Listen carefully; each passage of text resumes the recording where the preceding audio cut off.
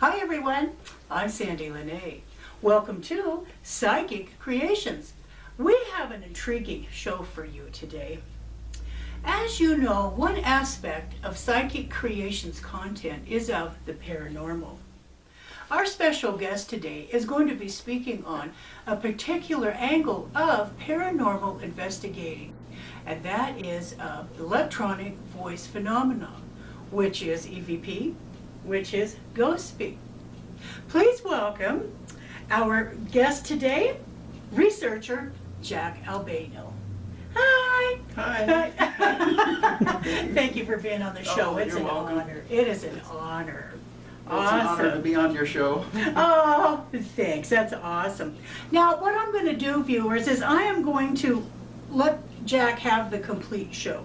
Okay, so he can describe and explain himself and his 10+ years of research on the true pioneers of this extraordinary scientific journey. Okay, so Jack, there you go. Hi, I'm Jack Albano. I'm a paranormal researcher with Thin Veil Investigators, which Sandy is a part of, the leader. Oh, okay, yeah. I always had an interest in the paranormal since I was a kid, actually. I remember when I was in high school and even further back, just reading as much material and many books as I can on the paranormal and EVPs and the ghost hunters. Read some of Hans Holzer's, some of his books. He was an early pioneer of the paranormal, and I always had an interest in it. And then I really got into, about 10 years ago, actually researching back in about 2006, when I went to the Brookdale Lodge in Santa Cruz, which is a very haunted spot, and I got to investigate there for a weekend. Oh, cool. And did some EVP work there and took a lot of pictures, and that was exciting to be there. That has a lot of history, that place, the Brookdale Lodge. Okay. So maybe the viewers can check it out if they want to do the research on it on the internet. There's tons of stuff about it. Nice, nice. Well, what got you started on exclusively researching EVPs? Well, I think the biggest thing was when I used to listen to Coast, the radio show with Art Bell, years ago, and he would have two guests on there from the Ghost Information Society, GIS, and they would come on. It was Brandon Cook and Barbara Macbeth, and they would come on and present all their EVPs. And nice. They really got it out there to a large audience, because there was a lot of listeners to that show, and there still is. And they bought all their EVPs that they've, caught in cemeteries and mausoleums and all the places that they went to. And I used to listen. It used to scare the crap out of me because they, it's on late at night, and it would scare the crap out of me. Right. And so I was intrigued then. I was like, I would love to do this and see what I could capture. And I think that's what started me on the road of that. To your research. Yes. Goodness sakes. And I see that you have done, he's got all of his notes and papers right over here. He's done an awful lot of research. Where did EVP really get its beginning? It really started with Thomas Edison, as far as back as him, and Nikola Tesla, and Marconi, the developer of the wireless communications. They all had an interest in after-death communications, and they all believed that it was possible. A lot of people didn't know about Thomas Edison, that he had an interest in after-death communications. They just know him for his inventions. Sure. And he was going to work on a radio or some kind of device that would that he could communicate between the spirit world, but he never had an opportunity to do that. That came later with George Meek and Spiricom, but that wasn't until years later that that technology was developed. Okay. And then there wasn't really too much after that. In the 1930s, there was a Scandinavian military team they intercepted some strange voices that they thought was coming from the Nazis at that time. Oh. But actually they found out, it was like, they thought it was a Nazi code that they were using. And they found out later that it wasn't. When they went back and checked the research and everything, that it wasn't the Nazis. And so that was kind of like the first little bit of How voices fascinating. coming through at that time from the 30s. But see, I think that the spirit world has been waiting for the technology and to catch up. And I think as soon as we develop the technology to record voices, I think that's when it all started, because they have so much to say, I think, and they waited for that, for us to develop that. And then all the voices started coming through because they have so much to say. Sure. I agree with you on that. Good point. And then EVP really picked up prominence in the 1950s. That's when it really, the lid blew off of everything and went around the world from there. Really? That's when it really got interesting, and it came out to the public and the world, actually. And that was actually the first EVPs that were recorded. It started in the Vatican, actually, the Catholic Church. The Vatican? Yes. It was Oh. 1952. There were two priests that were working in Milan, Italy. And they had just got a brand new recording device at that time. And what their intention was to do was to record the other monks chanting, like the Gregorian chant. Okay. They wanted to record that. And that's what their purpose was. Well, what they ended up with is one of the priest's dead father's voice came through on there. Oh. And he was very, startled Oh, sure. about that. Okay, he took the recording to the Pope, and the Pope listened to it and everything, and he was very positive about it, because you know how the Catholic Church is, everything is secret, Sure. and they have their own beliefs on things, and that you shouldn't talk to the dead and all that. But they were very positive about it, and Nice. they encouraged to do more research into it. So that's kind of Really? So the Catholic Church was involved, and they're still involved. But they do try to keep things secret. Sure, and- yeah. Interesting. I'll be darned. Wow. Well, I see because of all your notes that you've got stacked up over there that there really is a nice timeline of who started what, when, where. Yes, it started with Edison, like I went into, and then the 30s, and then with the Catholic Church. EVP research really came out to the world, I would say, in 1959, when the Swedish researcher Friedrich Jurgensen, which I think everybody should know, he was out in the Swedish countryside, and he was recording birdsong with his old reel-to-reel tape recorder, because that's what they had back then. They didn't have the digital technology that we have today. And he was recording birdsong, and he picked up a few voices on there of human voices, Oh. and he was intrigued by it. And one of them was his dead mother, Oh. who called him by name and said, "You're being watched, and can you see me? It's Mummy."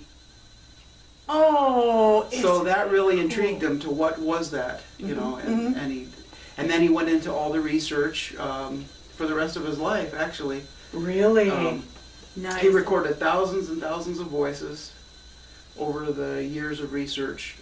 After he recorded a lot of his spirit voices, he held a press conference, actually several throughout his life, and a lot of scientists took interest in it.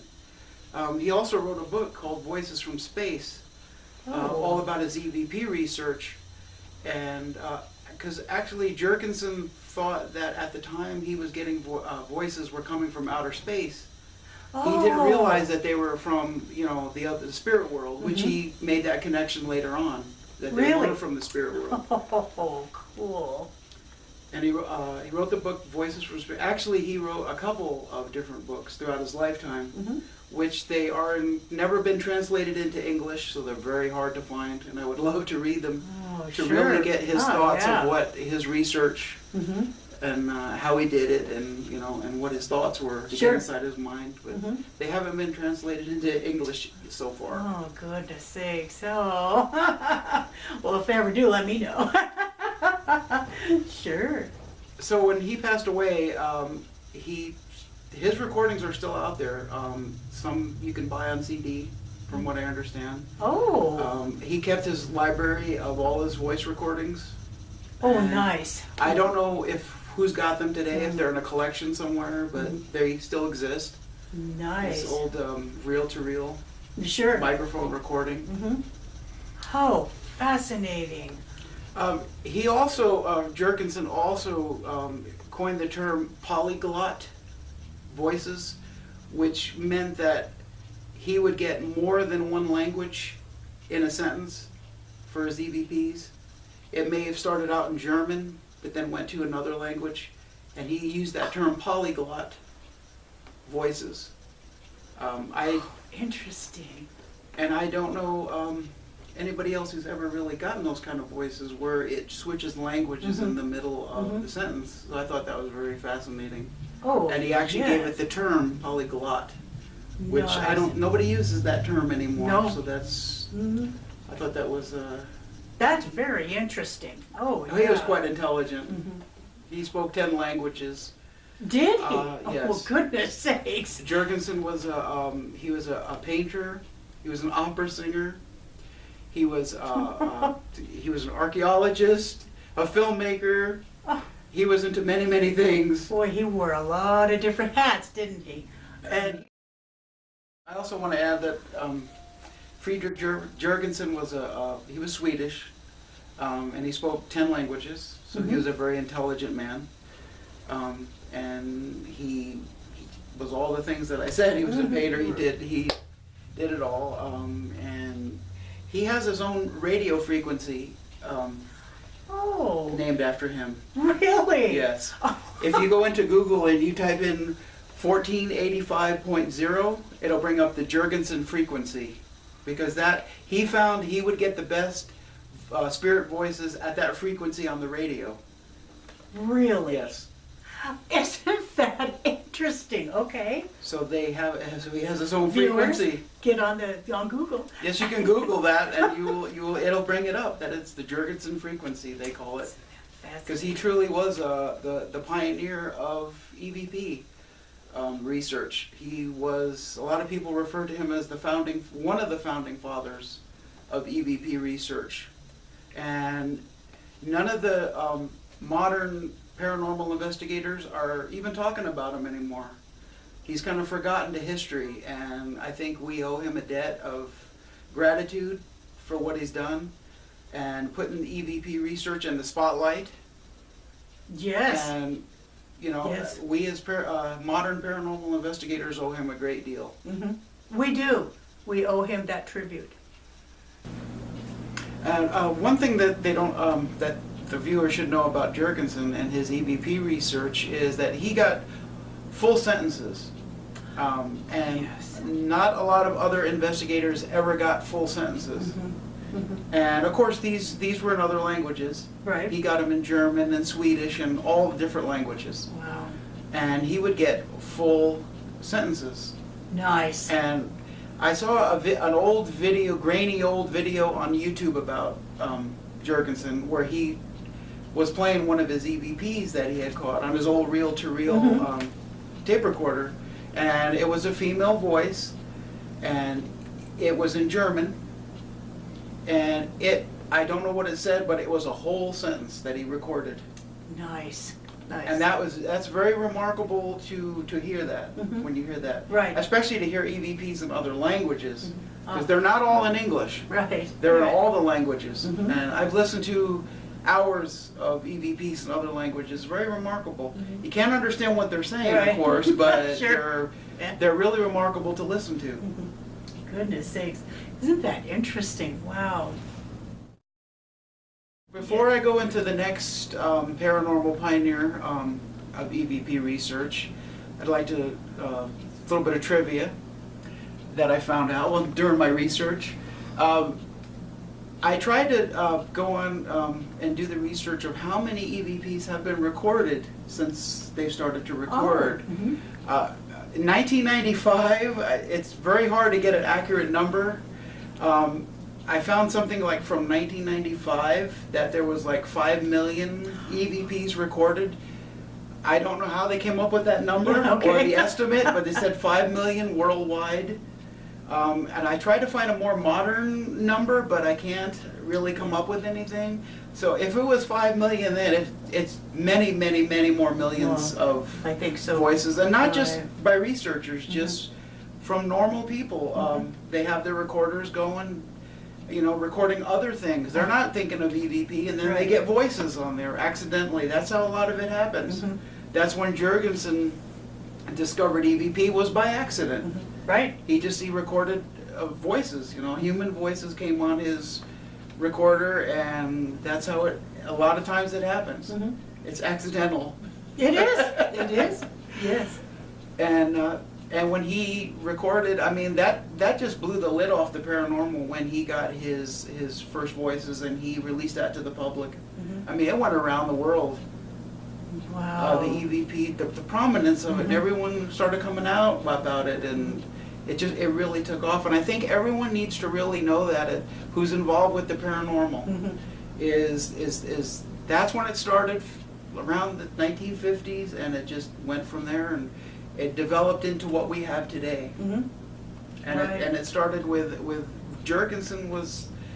Of all the research I've done, it always comes back to Jurgensen. Okay. He did this, he did that. That's how prominent he was. And the modern researchers like us, we need to know about him. I agree. I agree. And give him gratitude and thankful. Yes. Yes. Goodness sakes, yes. That's, they do need their tribute. Awesome. Now, you had some fun trivia. Yes, a couple other things, yes. All right. Back in the day, they used to call EVPs utterances before they had the term EVP, because that's what they were, is utterances. And, you know, they weren't all clear. Sure. The voices wouldn't come in all clear, so that's what they used to call them back then. I like that. I thought that was interesting. Yeah. Nobody in the modern time uses that right now, but that's what they used to call them way back in the day. That's a cool word, utterances. Nice. I thought so. It's just something that's kind of fun. Sure. And then you had something about the ITC stands for Instrumental Transcommunication. And EVP falls under that. It's like an umbrella, a term. Oh, okay. So it incorporates EVPs, direct radio communication. Oh, interesting. Okay. See, EVPs and direct radio communication are different things. Okay. An EVP is like you ask questions on a recorder or whatever you're using, and then you wait, for the response, and then you play it back later, and then you hear the voices. With direct radio communication, you're actually carrying on a conversation in real time with the spirits. Nice, nice, nice. Okay. So there's a difference there. Yeah, sure. And even mediumship, that, as you are, falls under the ITC banner. Oh, really? Well, Yes. I did not know that. How about that? Did you feel special? I do. I feel very special. Interesting. Okay. Very interesting. I would like to know what the real actual number is now of how many EVPs recorded around the world. There has to be millions, hundreds of millions maybe by now. I agree with you on that, especially because, well, gosh, when was it the digital recorders came out? 12 years ago or so, or and then that just started a whole new line. Another thing I wanted to mention, because you said about the digital recorders, was when they first started out with tape, and they were using tapes, and then they would use the old. Well, first they started out with reel-to-reel, and then they went into the other, the other tape recorders where you use the little cassette. When they started using those, that was the standard for quite a while before digital came along. And when the digital voice recorders started coming in to use, a lot of the researchers didn't like the digital recorders, and they didn't think that they could get voices on the digital recorders. Oh, okay. I found that out too, and which we know that's not true. Oh, yes. We all used the digital recorders, and we got all good results with it. Sure. So that's how far the EVP research has progressed, Uh-huh. from the reel-to-reel to the digital, and you know, people's attitudes changed. Sure. Oh, yeah. The digital won't work, and now we know it does. Right. So everybody's moved towards that, Right, and right. everybody's using that now. Sure. Progress. Progress. You bet. So Awesome. I thought that was interesting. Now, who's next in line in your genealogy of true scientific paranormal investigation? Well, in 1964, Friedrich Jurgensen wrote a book, Voices from Space. And he published it, and it was a success, and it piqued a lot of interest. And then another researcher, Konstantin Raudove, is another one that, as another person that all the modern paranormal investigators should know about, because he was also one of the founding fathers of EVP research. He read Jurgensen's book, and he was intrigued by it. And so he set up a meeting with Jurgensen, and they did some work together and recorded a lot of voices together. Nice. And then Raudove kind of went out on his own, and he really spent the rest of his life researching the EVP, and he set up a lot of the protocols for EVP that we use now. Oh, is that right? One thing people don't know is that Konstantin Raudove, he started the EVP classification system, where he was a Class A, Class B, and Class C is with the rating. Okay. And most people don't know that, and that's where that started. So when everyone says Class A EVP, we should be giving some thanks to Konstantin Raudove, because he's the one that started that, the classification. Can you tell our viewers what the different classes are? Okay, Class A is the clearest, loudest voice, and we've all caught Class A EVPs, yes, so we have. we know how good they are. Class B is kind of in the middle. You can kind of make out some of it, and some of it you can't. And then the Class C is like the worst, where it's kind of hard to make out. It could be just an utterance or a noise. It's not really distinct as a Class A EVP is. Interesting. Okay. Cool. And Raudove also set up a lot of different recording methods. He used the radio, the interfrequency recording, where he would go between stations and just get that white noise, and he would ask his questions. Nice. He started that. Okay. Oh, interesting. Raudove and Jurgensen also, they used the microphone and the recorder. They're the ones that started that. Okay. With their reel-to-reels, they had their microphones. They would ask their questions. Raudove, he did more of radio, where he could communicate with the spirits through the radio. Oh, okay. More than Jurgensen would just have his recorder going with the microphone, ask questions. Okay. So they were kind of different there in that respect. He also did diode recording. He developed that. A diode, you'll have to look that up, because it's a piece of electronic equipment that acts like a receiver. And he just used a diode plugged into his recorder without a microphone, and he got voices through a diode. And the viewers can research that online, what a diode is, because it's very technical. You have to have a degree in communications to understand it. Right. Interesting, though. I'll be darned. And then Raudove also wrote a book in 1971 called Breakthrough, where he described all his research into EVP, the voices that he got, and all his research and experimentations. And that is a book that I would love to read, and everyone should read. Oh, sure. Yeah, you bet. You'd like that way to research. Another type of recording that he perfected, Raudove, was the frequency transmitting recording, which is like using white noise. Okay. To amplify the voices, and that's kind of how the modern spirit boxes work. Sure. They generate the white noise, and so Raudove was the one that first started that. So we owe him thanks for that too. Yes, we do. Oh, isn't this fascinating, viewers? Okay, it's estimated that in the research that Radave recorded probably up to 100,000 spirit voices that he recorded in his time. Wow. That's a phenomenal number. That is.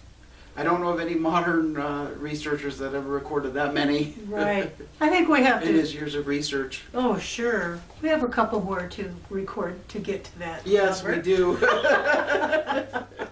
How many years was Constantine recording EVPs? From the research, it's about 10 years. Oh, okay. Because when he first read Jurgensen's book in '64, and then he teamed up with Jurgensen since then, and then he died in 1974. So for about 10 years, the last 10 years of his life. Okay, interesting. He also was wanted to see if he could replicate it in a controlled environment. Oh. In a studio. Where the studio was screened out from picking up any stray radio frequencies or any other disturbances. Pi Records in London was a recording studio, and they contacted Radave because they wanted to do a controlled EVP session in a pristine recording studio where they could control everything and keep it insulated from stray radio signals or any kind of voice interference.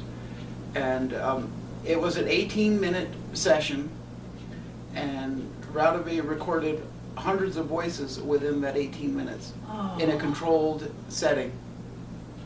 And they wanted to, because he wanted to see if it was just, he was curious too, was it stray radio communicated? Was it other kind of sound interferences? But in that controlled environment, he still got spirit voices, hundreds, within an 18-minute time frame. So that convinced him, convinced the world, convinced the scientists. Some of them, some are still skeptics. Sure, oh yeah. And what really started Radave kind of believing, because he was a skeptic at first. Oh, okay. Himself. Okay. Even working with Jurgensen, he was kind of a skeptic until he recorded his EVP on his own. He got a voice saying, "Do you know Margaret?" And it just so happens that he knew a woman named Margaret who passed away earlier. So he got that voice, and then he knew it was for real, and that's what really took off. We took off on his research from there because he was really intrigued by that. Kind of nice to get some confirmation. Wow, interesting. Very interesting. Cool. Another thing that I came across in the research, Constantine Radave died in 1974, and when he died, his spirit, he made several phone calls after he passed. He did? Yes, Radave did from the other side. And there's recordings on the internet that you can listen to that's supposed to be his voice. He recorded, he called George Meek, which was the inventor of Spiricom, and left him a message that he was watching him, and he thanked him for all his research. He contacted Sarah E. Sept, which I'll talk about in a minute, and thanked her. And he said he's part of the spirit team that's over on the other side that is working to better the communication between the spirit world and this world. Oh, how awesome. He came out that there was a spirit team. And just to hear his voice from the other side, it's amazing. When he made the phone calls, there's no dial tone. I don't know if you ever received a call like that from a spirit on the phone, but there's never a dial tone, and there wasn't on these calls. Really? Isn't that? And that's amazing. And also, actually, Jurgensen and Radave's voices are now appearing on some of the EVPs for the modern research. Their voices are coming through. Really? So I think they're on the other side. They're trying to establish communications and guide the modern investigators and improve communications between the two worlds. love this. I would love to get their voices. Sure. Wouldn't that be awesome? That would be totally awesome. Oh my God. But I think that's awesome that they brought out that there's a spirit team on the other side doing this. Yeah. Doing this, trying to better the communication between the two worlds. That's fascinating. Yes. Why not? They want to speak with us just like we want to speak with them. So all of this is fascinating. Wow. So Radove was another pioneer, like I said, and we owe him much of the EVP research, the protocols, the classification systems that he put into place. Oh yeah. We, as modern EVP, recorders and investigators, we owe him a lot. And we do. He's another one like Jurgensen that's lost to history. None of the modern investigators are talking about him right now, and they should be, because we owe those two gentlemen a lot. Yes, we do. True pioneers. True pioneers. And I think any paranormal investigator worth their salt should know who they are and do the research on them. Agreed. And there's so much research online, so many things you can find out. You could spend months and months to try to gather all the information because there's so much out there. Some of it's good, some of it isn't. You have to filter through it. Sure. There's a lot of videos, YouTube that is good about the two men.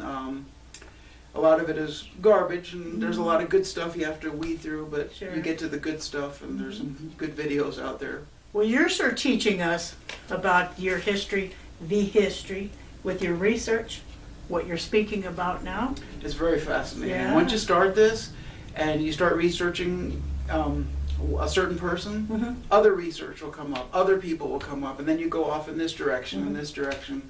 Because the history and the scope of EVP is so immense, I didn't even know how big it really is. And it's fascinating to me. Sure. And I learned so much, and I can go on and continue to learn because there's so much more. Oh, just progress. Yes, progression. And then there's other researchers that have come from the timeline into the modern where we're at now.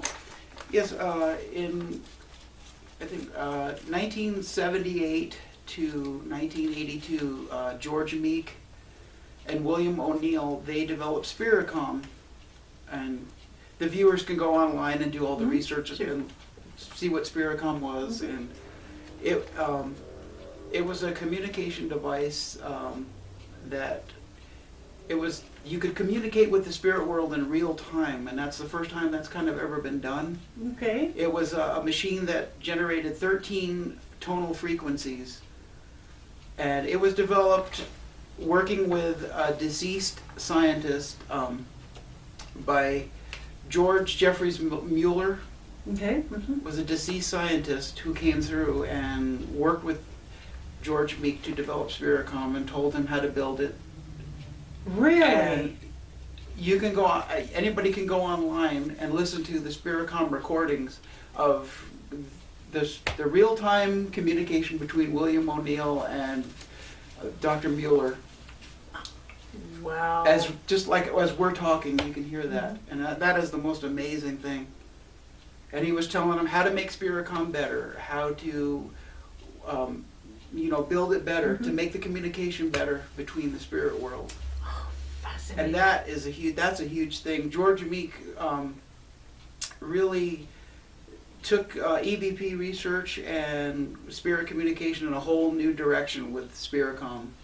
Sure. And in 1982, he held a press conference, and he released his findings to the public, to the scientists. A lot of them were skeptical.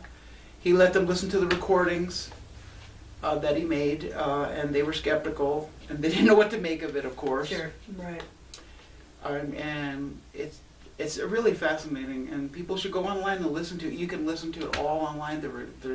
The actual dialogue is cool. Kind of hard to hear some of it because of the frequency generators. There's was 13 of them, so it kind of gets a little irritating when you hear it. But you can hear the voice of Dr. Mueller in there explaining how to make Spiricom better, what to do, the adjustments to make, and that's fascinating. Really, it's awesome. Oh, it truly is. Good. Wow, viewers, isn't he awesome? Wow. As I Okay. said, there's so much research. Sure. You Oh, can- yeah. And I hope the viewers will take the time to do some of the research online. Well, I think we all should, huh? Yeah. Cool. And is there someone else now that There's is a going few along the more, timeline? actually. The timeline, and then Sarah Estep. Mhm. She also was involved with EVP research, and she used the method of the radio and the microphone, the recording Mm-hmm. that way. That's how she did Okay. it, Mm-hmm. like direct radio communication. And she started the foundation. It's the American Association of Electronic Voice Phenomena, which is still in operation today. They still have a website, and you Nice. can go on and you could. They are looking for researchers who want to be involved with EVP. Mm-hmm. Send in their voice samples. And Nice. she started that, and she recorded thousands of EVPs herself Mm-hmm. over the years, and she wrote 2 books on the subject Oh, of her.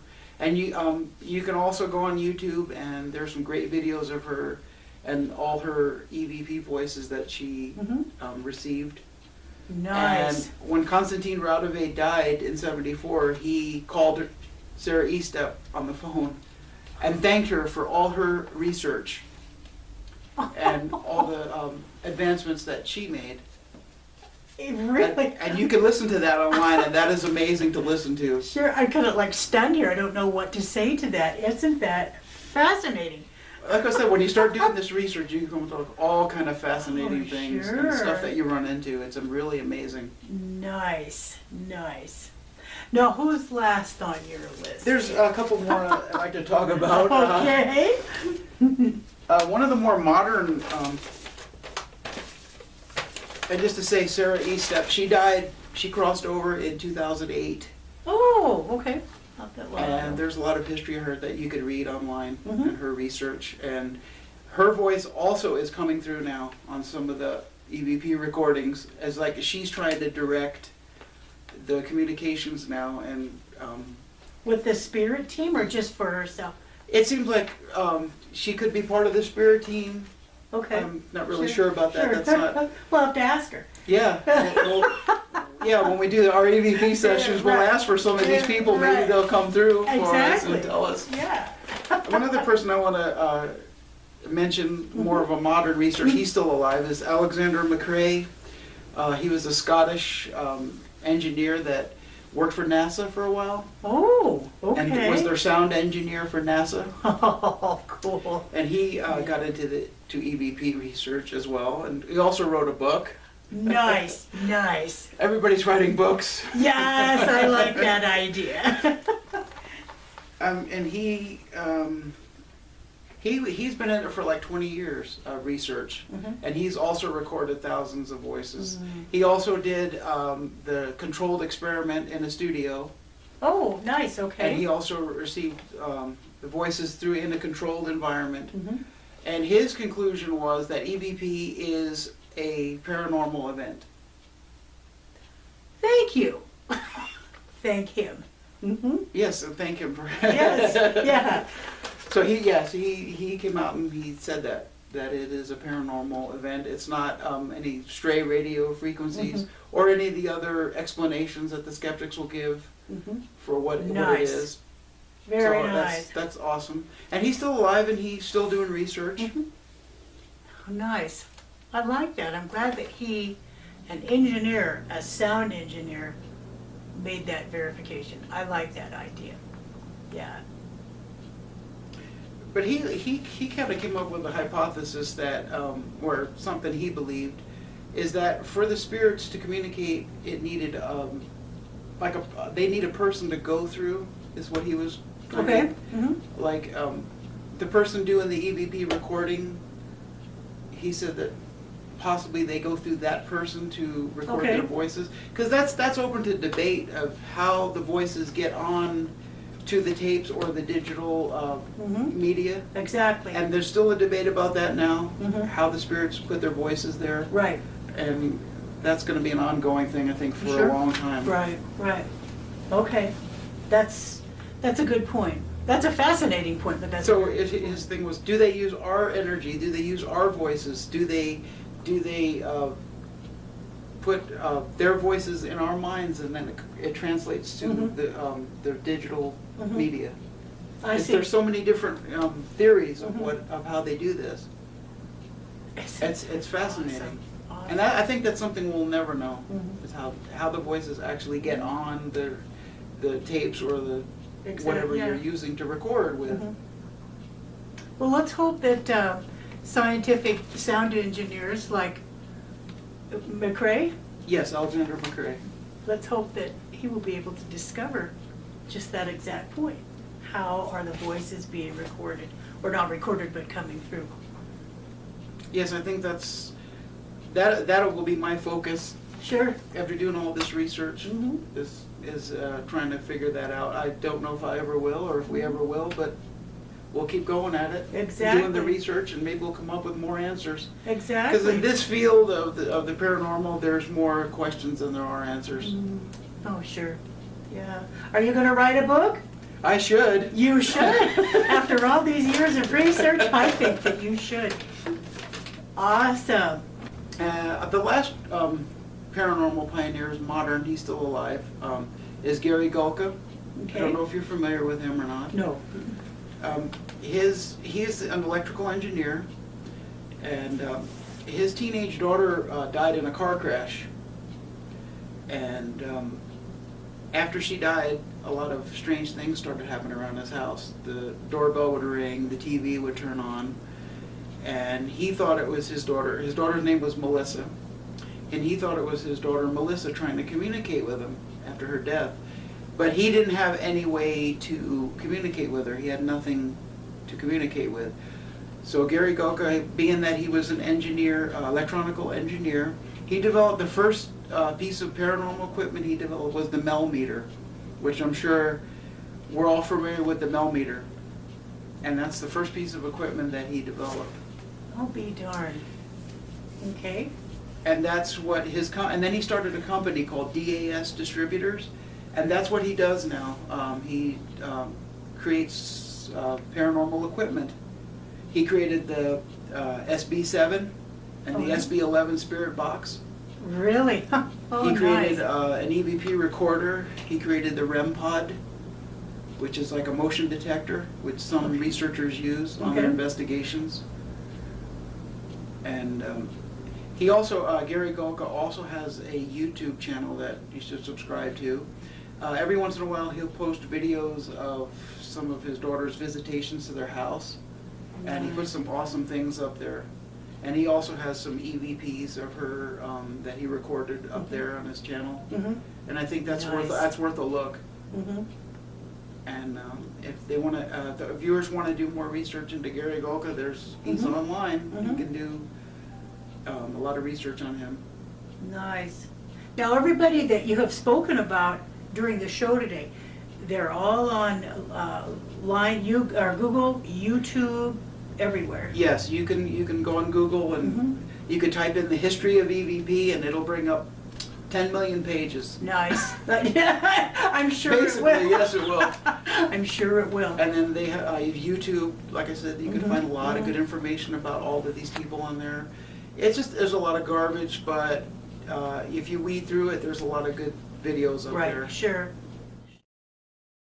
In closing, I'd just like to make a few comments. Sure. There's you bet. some theories going on out there. One is when the ghosts and spirits when they communicate with us, do they manipulate the electromagnetic spectrum, or do they create an electromagnetic spectrum to be able to communicate with us?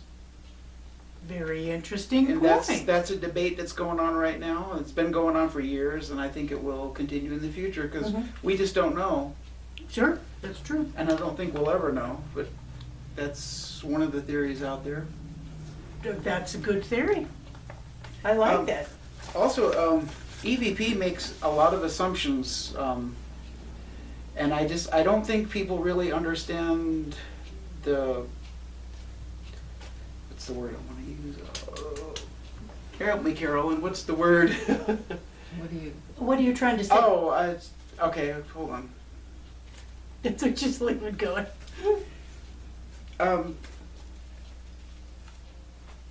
I don't think That's okay, that's all right. I've got like 10 tongues I'm Yeah, flipping over. that's all right.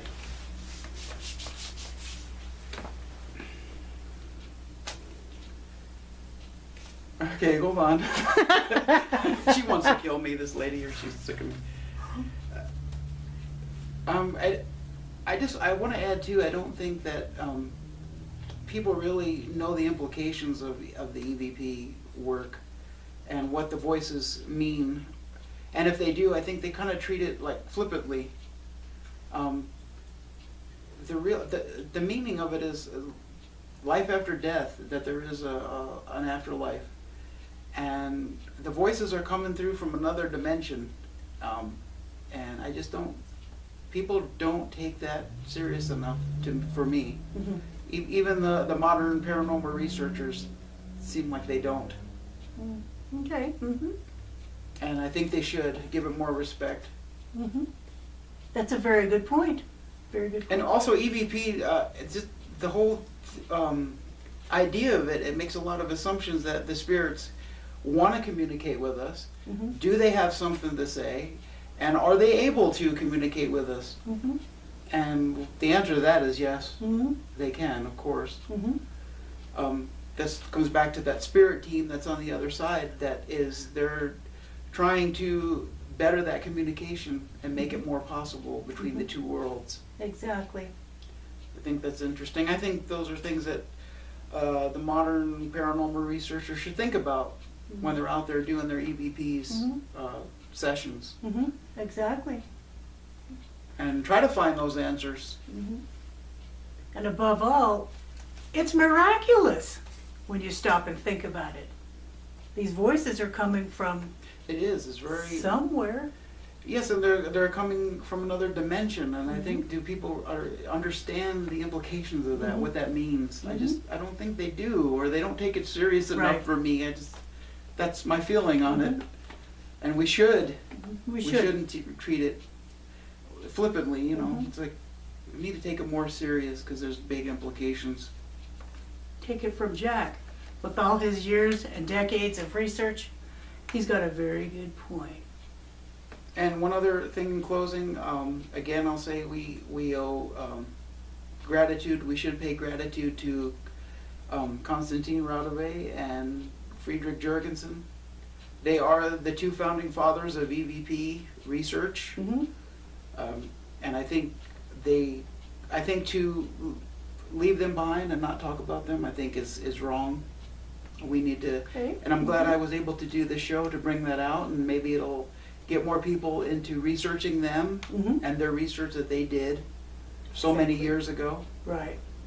And who knows, when they're recording their EVP sessions, they might get their voices because they are appearing on some of the EVP sessions. That's amazing. That is amazing. That's amazing. Well, we hope that they come to us too in some of our recordings.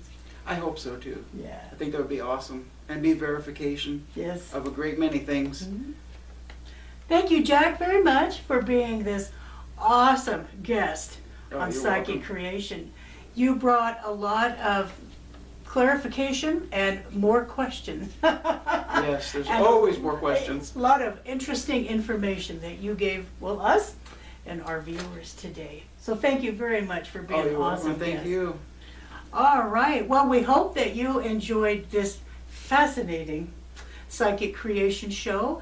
And if you would like to be a guest on Psychic Creations, please know that the content is of the, well, paranormal and all other sorts of wonderful and informational and interesting topics and subjects.